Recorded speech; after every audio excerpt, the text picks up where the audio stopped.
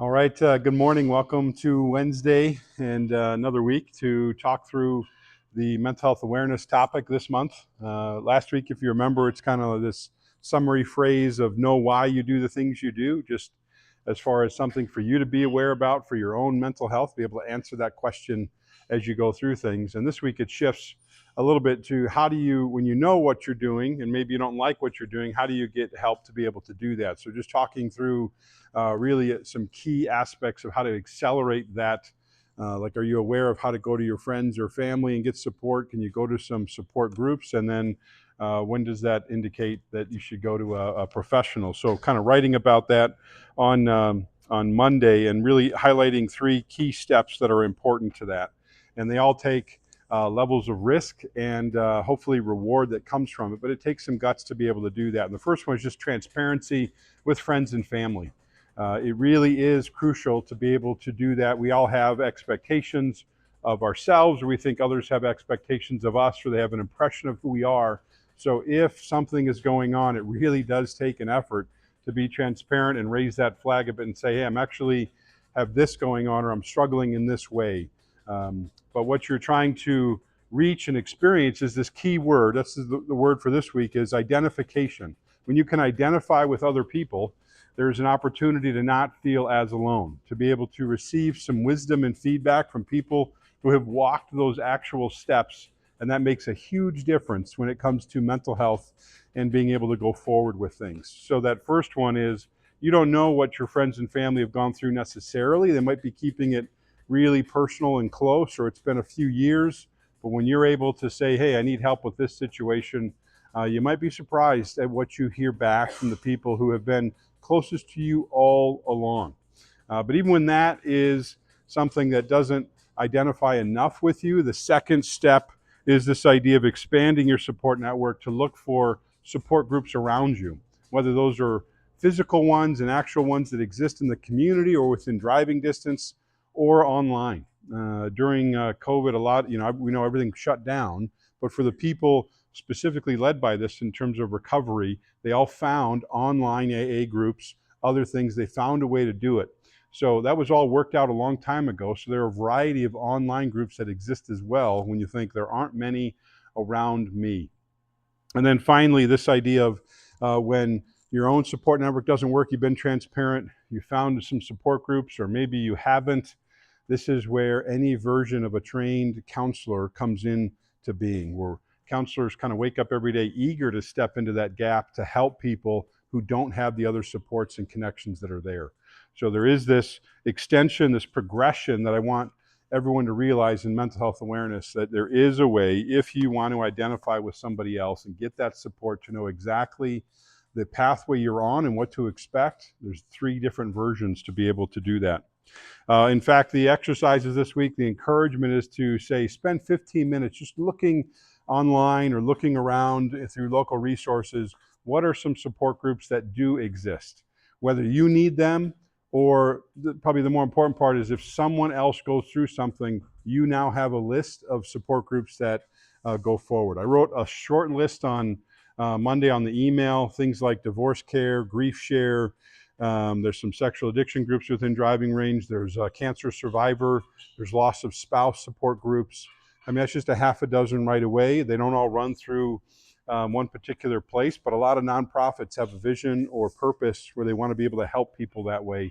So if you spend some time looking this week, you might be encouraged to see what's out there for people. So when you do come across a concern, a mental health issue, or a tragedy, there are some groups that just sit there ready and waiting and are equipped to be able to do that. But also the second exercise really goes to that effort of transparency and taking a risk. Can you practice talking through your own story about a particular incident or something with your own mental health status even? Just to be able to raise that willingness you have, raise that bar within your own support networks about talking of how you are actually doing and being real about it. So find some time to practice that with somebody as you go forward this week. So just trying to talk about support groups when they are there. I think I wanted to share some aspects of why support groups are so valuable in order to lower that hesitancy to join them when they do exist. So there's an article here from Mayo Clinic that talked about the value of support groups when it comes to stress management and mental health. Um, and here are some things that they like to say that I would just echo. Groups help to share personal stories, feelings, concerns, and the key one I think is coping strategies. Because many times people are just encountering something for the first time. They don't know what to do. And so they wonder what's normal and what's abnormal. What should I expect, or what do you do in this situation? Support groups are very, very helpful when it comes to those coping strategies. I already mentioned the online groups. The article talks about just different places and ways to find that. Sometimes you just call into a telephone number and it's all audio based, but there is that virtual aspect to be able to occur as well. And at the center of support groups, they talk about helpful information that you have learned and others have learned through related experiences. Uh, Far too often people come in and think, I'm the only one who's been through this, or I think I'm the only one who's been through this. I feel isolated. It's so intense. And when they find out that somebody else has experienced the same thing or can finish their sentence or describe what goes on, it's like a light bulb moment, and they start to feel a little bit more emotionally supported and not as alone and more encouraged. uh, some kind of caveats here that I appreciated the article sharing. Groups are not perfect. Interactions are not always smooth, and the leader is especially important for good flow. When groups are run well by an effective leader who doesn't let things kind of get off track, or the leader doesn't take over the whole thing, it really does help in a good way. And it's important to ask a lot of questions before joining a group. What are the rules? What's the attendance? What's the focus? Is there a cost, etc. And I believe in support groups a lot and very much because of the feedback I've been given as a counselor from clients. And I have said repeatedly throughout my career that a good group is like hundreds of counseling sessions, because it takes a lot of work individually, one-on-one, to be able to work through things. But when you're a group of 6 to 8 individuals who walk through the exact same thing and can speak and encourage and be available for some advice, that is much more valuable than individual counseling many times. So be thinking about that. Again, research it. Just know what it is for yourself or for other people you care about, because it's hard to find them in the moment or right after something happens. So you have a list. There's even a good resource for Marathon Portage and Wood County called United Way 211. It's a website where they kind of accumulate all these certain resources about nonprofits and clinics and places to go. That might be a starting point to be able to research and find out which organizations might have some support groups that anybody can benefit from.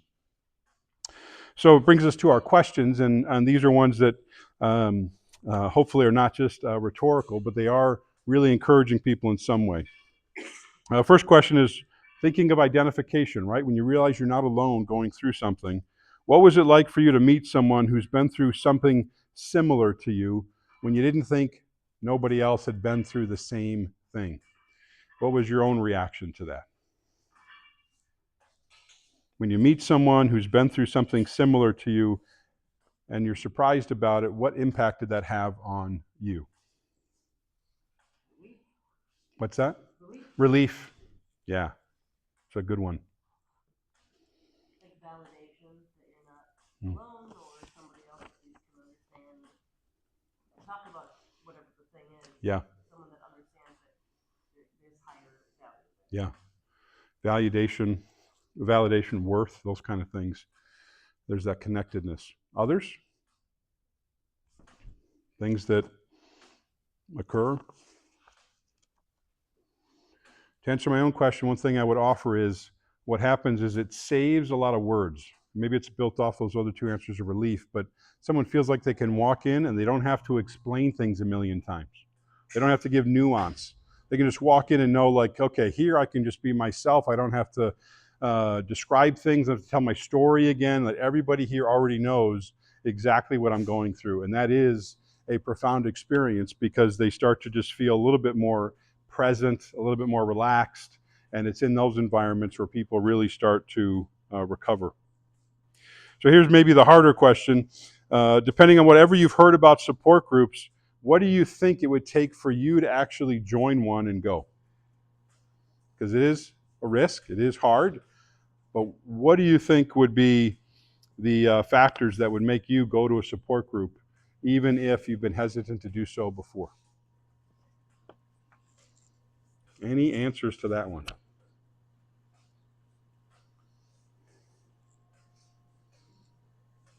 It's gotta be like easily accessible. I was just gonna say, it has to like fit in your life. Yeah, like your time frame of what available. And no excuses to even not go.